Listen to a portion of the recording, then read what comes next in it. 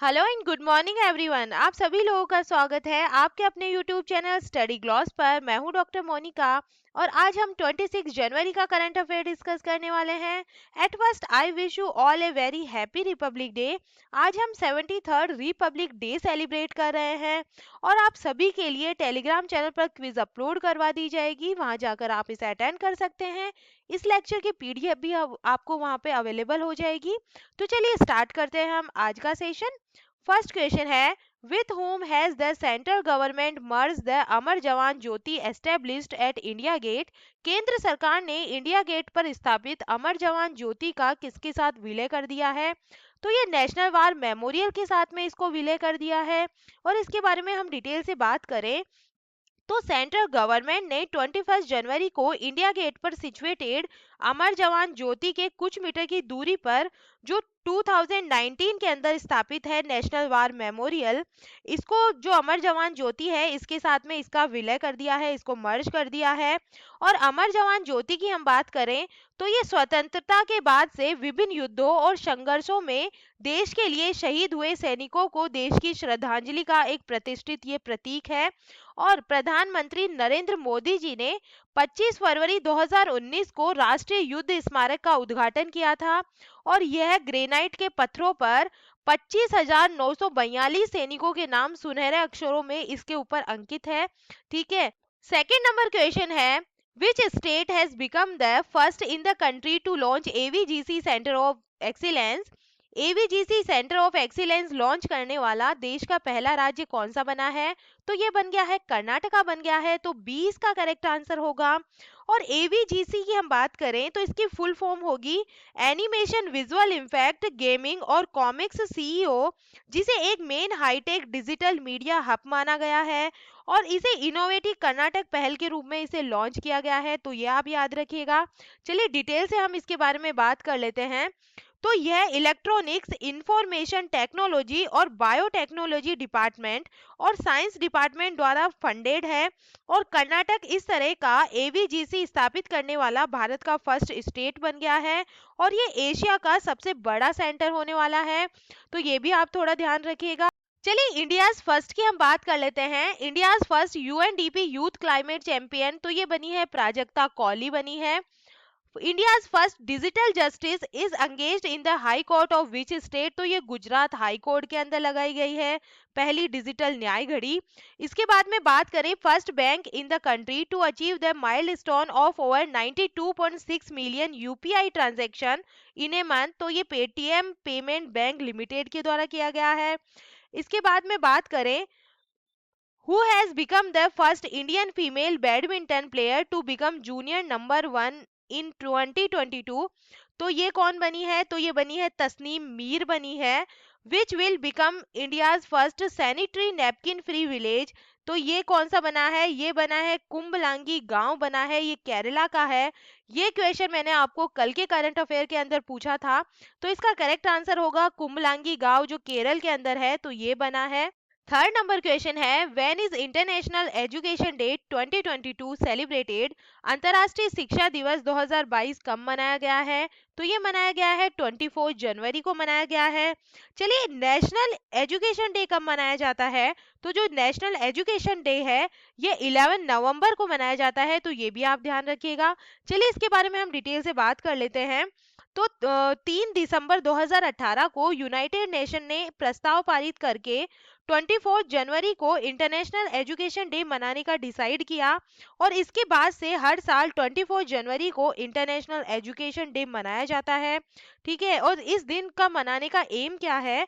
तो इस दिन को सेलिब्रेट करने का मेन एम वर्ल्ड के अंदर जो एजुकेशन के इम्पोर्टेंस के प्रति अवेयरनेस लाना और सभी को एजुकेशन का जो फंडामेंटल राइट्स है ये दिलाना है। और इस बार की थीम क्या रखी गई है?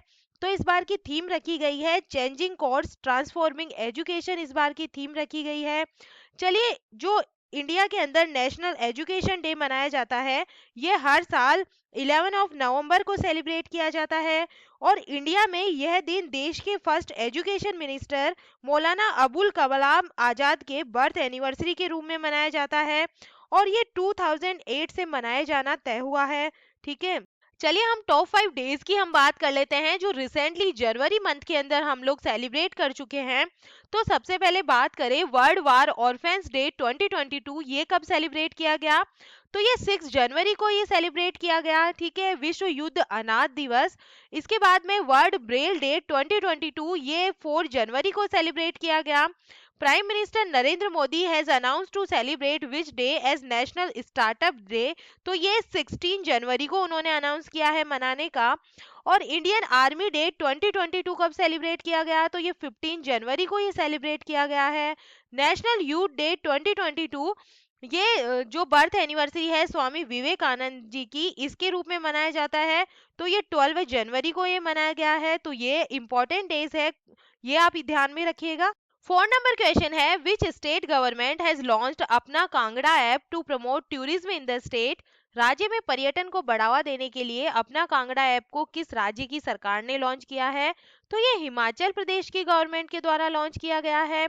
और इस ऐप को कैसे यूज लेते हैं और क्या इसके अंदर रहेगा, इसके बारे में हम बात करें तो हिमाचल प्रदेश के सीएम जयराम ठाकुर ने धर्मशाला हिमाचल प्रदेश में अपना कांगड़ा ऐप और सेल्फ हेल्प ग्रुप द्वारा हैंडीक्राफ्ट की स्टार्टिंग की है। और इस ऐप का मेन जो एम है ये टूरिस्ट को परेशानी से फ्री फील करवाना है और लोकल हैंडीक्राफ्ट की सेल को प्रमोट करना है। और यह ऐप टूरिस्ट के लिए एक यूनिक एक्सपीरियंस दिलाएगा। वहीं दूसरी ओर यह डिस्ट्रिक्ट के एसएजी प्रोडक्ट के लिए एक ई मार्केटिंग प्लेटफॉर्म के रूप में काम करेगा। चलिए हिमाचल प्रदेश से रिलेटेड और हम बात कर लेते हैं। तो यहाँ के जो मुख्यमंत्री है इन्होंने ज्वालामुखी विधानसभा क्षेत्र के लूथन में राधे कृष्ण गाय अभ्यारण्य का वर्चुअली उद्घाटन किया है।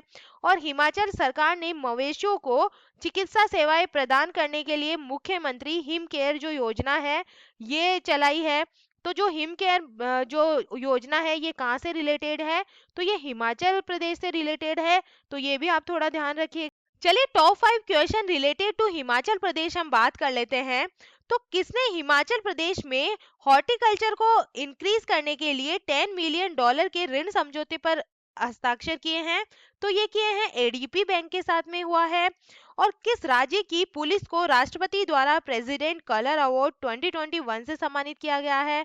तो ये भी हिमाचल प्रदेश को मिला है प्रेसिडेंट कलर अवार्ड। इसके बाद में बात करें तो Chamba chappal Lahauli knitted socks and gloves को जीआई टैग मिला है। तो ये भी हिमाचल प्रदेश के हैं। और दालचीनी की संगठित खेती शुरू करने वाला देश का पहला राज्य कौन सा बन गया है? तो ये भी हिमाचल प्रदेश बन गया है। और किस राज्य के पूर्व मुख्यमंत्री वीरभद्र सिंह का कोविड-19 के कारण इनकी मृत्यु हो गई है? तो ये भी हिमाचल प्रदेश से रिलेटेड है। चलिए ये चीजें भी आप थोड़ा ध्यान में रखिएगा, ये एग्जाम पॉइंट ऑफ व्यू से आपके लिए इंपॉर्टेंट रह सकती है। 5 नंबर क्वेश्चन है who has won the women single title in the Syed Modi international badminton tournament 2022। Syed Modi अंतर्राष्ट्रीय बैडमिंटन टूर्नामेंट 2022 में महिला एकल का खिताब किसने जीता है? तो ये जीता है पीवी सिंधु के द्वारा जीता गया है। अगर मैं आपसे पूछूं कि अभी 2022 में ही दुनिया की नंबर 1 जूनियर बैडमिंटन प्लेयर कौन बनी थी? तो इसका आंसर होगा तस्नीम मीर बनी थी जो गुजरात की है। तो ये भी आप थोड़ा ध्यान रखिएगा। और पीवी सिंधु की हम बात कर रहे हैं तो इन पे एक बुक भी आई थी जिसका नाम है shuttling to the top the story of PV Sindhu, जिसको वी कृष्ण स्वामी ने लिखा है। और अभी पीवी सिंधु को बीडब्ल्यूएफ एथलीट आयोग का सदस्य भी बनाया गया है। तो चलिए इनके बारे में हम डिटेल से बात कर लेते हैं। तो भारतीय शटलर पीवी सिंधु ने लखनऊ में सैयद मोदी अंतर्राष्ट्रीय टूर्नामेंट में महिला एकल का खिताब जीत लिया है। और सिंधु ने जो साथी भारतीय मालविका बसोड़ को 21-13 और 21-16 से हराकर 2017 के बाद अपना दूसरा सैयद मोदी जो खिताब है ये जीता है। और 2022 सैयद मोदी अंतर्राष्ट्रीय बैडमिंटन टूर्नामेंट 18 से 23 जनवरी 2022 तक लखनऊ उत्तर प्रदेश के बाबू बनारसी दास इंडोर स्टेडियम के अंदर आयोजित किया गया था। और names of winners in the other categories की हम बात कर लेते हैं। तो जो मेंस डबल है इसका टाइटल किसे मिला है? तो ये मिला है मेन वेई चोंग और टी काई वून को, ये मलेशिया से है। वुमेन्स डबल का जो टाइटल है ये मिला है अन्ना चियोंग और तेओ मेई जिंग को, ये भी मलेशिया से है। और मिक्स्ड डबल का जो टाइटल है ये मिला है ईशान भटनागर और तनिषा कास्त्रो को, ये इंडिया से है। सिक्स नंबर क्वेश्चन है, who has been honoured with Netaji award 2022 by Netaji research bureau. Netaji research bureau द्वारा नेताजी अवार्ड 2022 से किसे सम्मानित किया गया है? तो ये शिंजो आबे को सम्मानित किया गया है और ये जापान के पूर्व प्रधानमंत्री है। चलिए इनके बारे में हम बात कर लेते हैं। तो कोलकाता के अंदर जापान के महावाणिज्य दूत नाकामुरा यूताको ने श्री आबे की ओर से नेताजी सुभाष चंद्र बोस की 125वीं जयंती पर एल्गिन रोड स्थित आवास पर एक समारोह के अंदर उन्हें ये सम्मान दिया गया है। और इसके अलावा जनवरी 2021 के अंदर भारत ने जापान के पूर्व प्रधानमंत्री शिंजो आबे को देश के दूसरे सर्वोच्च नागरिक सम्मान पद्म विभूषण से भी इन्हें सम्मानित कर चुके हैं। चलिए top 5 question related to awards के बारे में हम बात कर लेते हैं, जो अवार्ड इंपॉर्टेंट है आपके एग्जाम पॉइंट ऑफ व्यू से। तो सबसे पहले बात करते हैं best national dress award in Mrs world 2022 contest.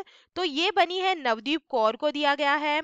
Which actress has been honoured with international association of working women award. तो ये सुष्मिता सेन को दिया गया है, ये कल के करंट अफेयर्स में हमने पढ़ा था।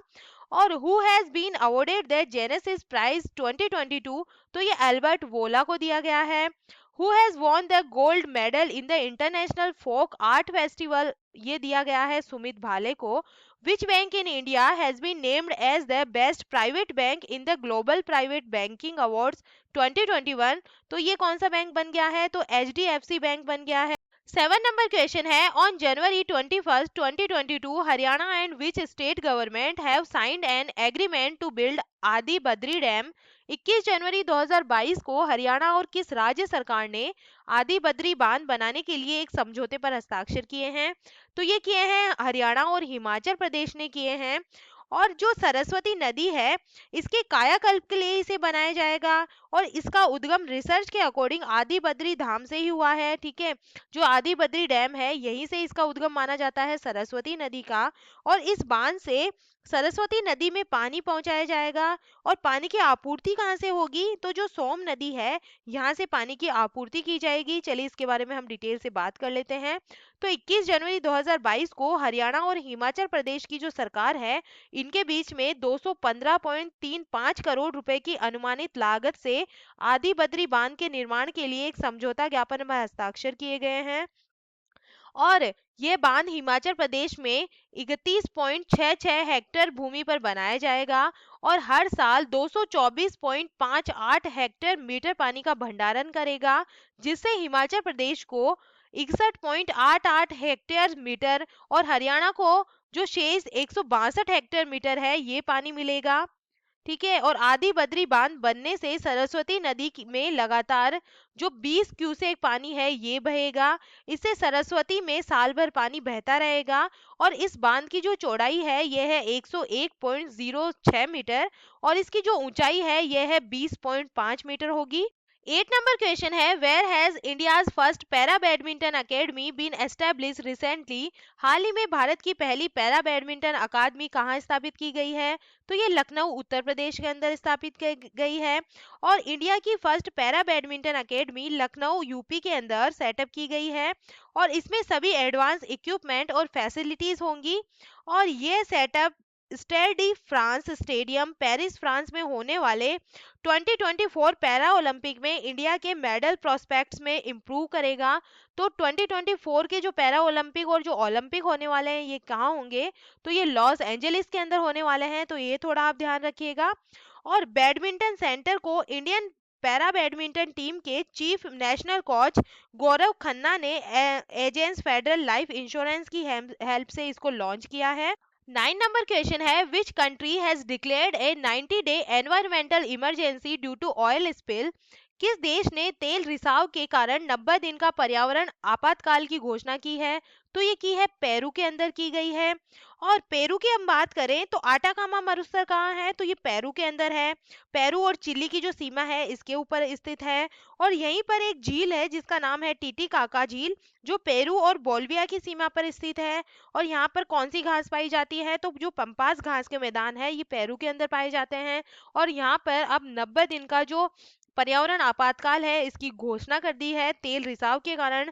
ये तेल रिसाव क्यों हुआ है, चलिए इसके बारे में हम बात कर लेते हैं। ठीक है, तो जो पेरू सरकार है इसने हाल ही में तेल रिसाव से प्रभावित लीमा के तटीय क्षेत्र में 90 दिन के लिए पर्यावरण आपातकाल की घोषणा की है। और ये जो रिसाव है ये जो टोंगा में एक ज्वालामुखी के विस्फोट के परिणाम स्वरूप उत्पन्न फ्रीक वेव्स यानी अत्यधिक प्रतिक्रियाशील लहरों के कारण हुआ है। और यह तेल रिसाव स्पेनिश ऊर्जा फर्म रेप्सोल के एक टैंकर से हुआ है। और ये जो घटना है ये पेरू की राजधानी लीमा से करीब 30 किलोमीटर उत्तर में स्थित ला पेम्पिला रिफाइनरी में हुआ है, जो कि बंदरगाह शहर केलाओ के वेंटानिला जिले में स्थित है। 10 नंबर क्वेश्चन है, when is national voters day celebrated, राष्ट्रीय मतदाता दिवस कब मनाया गया है, तो ये मनाया गया है 25 जनवरी को ये मनाया गया है। ठीक है, और 2011 से इंडिया के इलेक्शन कमीशन के स्थापना दिवस यानी 25 जनवरी 1950 को चिन्हित करने के लिए पूरे देश में हर साल 25 जनवरी को नेशनल वोटर्स डे के रूप में मनाया जाता है। और इस बार कौन से नंबर का है, तो इस बार 12th नंबर का जो नेशनल वोटर डे है ये मनाया गया है। चलिए इसके बारे में हम बात कर लेते हैं कि मनाया क्यों जाता है। तो ज्यादा यंग वोटर्स को पॉलिटिकल प्रोसेस में भाग लेने के लिए एनकरेज करने के लिए इंडिया में हर साल 25 जनवरी को नेशनल वोटर्स डे के रूप में मनाया जाता है। और इस बार 12वें नंबर का जो है नेशनल वोटर डे ये मनाया गया है। और इस वर्ष की जो एनवीडी की थीम है, नेशनल वोटर डे की जो थीम है ये है चुनाव को समावेशी, सुलभ और सहभागी बनाना है। मतलब चुनाव के दौरान मतदाताओं की सक्रिय भागीदारी को सुविधाजनक बनाने और पूरी प्रक्रिया को परेशानी मुक्त और सभी श्रेणियों के मतदाताओं के लिए एक यादगार अनुभव मनाने के लिए ईसीआई की प्रतिबद्धता पर ध्यान केंद्रित करने की परिकल्पना करता है।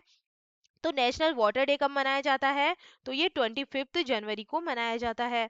चलिए हम 25 जनवरी का जो करंट अफेयर है ये हम रिवाइज कर लेते हैं। तो पहला क्वेश्चन है, महान स्वतंत्रता सेनानी नेताजी सुभाष चंद्र बोस की 125वीं जयंती पर भव्य प्रतिमा कहाँ स्थापित की जाएगी, तो ये की जाएगी इंडिया गेट दिल्ली के अंदर की जाएगी। सेकंड क्वेश्चन है, किस अभिनेत्री को international association of working women award से सम्मानित किया गया है, तो ये किया गया है सुष्मिता सेन को किया गया है। थर्ड नंबर क्वेश्चन है, 2021 के दौरान भारत की जलवायु पर वक्तव्य रिपोर्ट को किसने जारी किया है, तो ये जारी की गई है इंडिया मेट्रोलॉजिकल डिपार्टमेंट के द्वारा जारी की गई है। फोर्थ नंबर क्वेश्चन है, भारत की पहली यूएनडीपी युवा जलवायु चैंपियन कौन बनी है, तो ये बनी है प्राजक्ता कौली बनी है। 5 नंबर क्वेश्चन है, प्रधानमंत्री नरेंद्र मोदी द्वारा कहाँ रामानुजाचार्य की 216 फीट की प्रतिमा इक्वेलिटी का अनावरण किया जाएगा, तो ये किया जाएगा हैदराबाद के अंदर किया जाएगा। 6 नंबर क्वेश्चन है, कोयला दर्पण पोर्टल को किसने लॉन्च किया है, तो अनिल कुमार जैन के द्वारा ये लॉन्च किया गया है। 7 नंबर क्वेश्चन है, कोक बोरोक दिवस 2022 किस राज्य में मनाया गया है, तो ये मनाया गया है त्रिपुरा के अंदर ये मनाया गया है। 8 नंबर क्वेश्चन है, जेरी बस्ती को किस राज्य केंद्र शासित प्रदेश का पहला दूध गांव घोषित किया गया है, तो ये जम्मू एंड कश्मीर को किया गया है। 9 नंबर क्वेश्चन है, दुनिया का चक्कर लगाने वाली सबसे कम उम्र की महिला पायलट कौन बनी है, तो ये बनी है जारा रदरफोर्ड बनी है, तो 20 का करेक्ट आंसर होगा। 10 नंबर क्वेश्चन है, यूएएसजी भाषाओं पर इंटरनेट पैनल के नए एम्बेसडर कौन बने हैं, तो ये बने हैं विजय शेखर शर्मा बने हैं। और ये था कल का स्टडी ग्लॉस क्वेश्चन। राष्ट्रीय मानव तस्करी जागरूकता दिवस 2022 कब मनाया गया है, तो ये 11 जनवरी को मनाया गया है, तो 20 का करेक्ट आंसर है। और ये है आज का हमारा स्टडी ग्लॉस क्वेश्चन, भारत का पहला हेली हब कहाँ स्थापित किया जाएगा, तो इसका आंसर आप मुझे कमेंट सेक्शन में दीजिएगा। और ये है हमारा टेलीग्राम चैनल, यहाँ आपको सारी क्विज अवेलेबल करवा दी जाएगी, वहां जाकर आप जो है प्रैक्टिस कर सकते हैं इसकी। और अगर गाइस अगर आपको ये सेशन पसंद आ रहा है तो इसे लाइक कीजिए, शेयर कीजिए अपने दोस्तों के साथ में।